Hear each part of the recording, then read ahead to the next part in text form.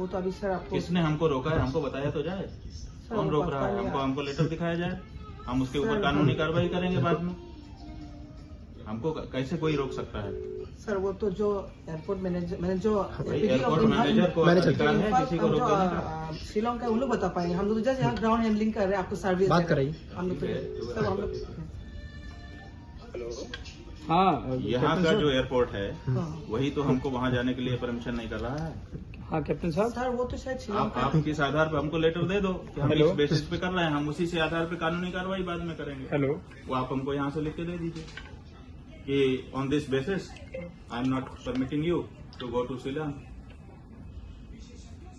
वो बेसिस हमको बता दीजिए ताकि हम जब कानूनी कार्रवाई करेंगे तो उसमें हमको वो लेटर काम आएगा। सर अभी जैसे कि देखिए वो जो आपका जो ऑपरेटर है उन लोग का अभी ऑपरेटर से मतलब है, डिसीजन दिया है ना। आपने रोका ना कि आप शिलोंग नहीं जा मैं तो सकते नहीं हैं, रुक सकता। तो आपको हमको बताना पड़ेगा और एयरपोर्ट अगरतला को हमको बताना पड़ेगा कि इस कारण से हम आपको वहाँ के लिए नहीं अप्लाई करने दे रहे हैं। Nobody else.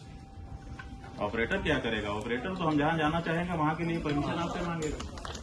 आप रोक रहे हैं, आप हमको वहाँ के लिए उड़ने नहीं दे रहे हैं। बात कर रहे हैं हम लोग। आप करने दीजिए।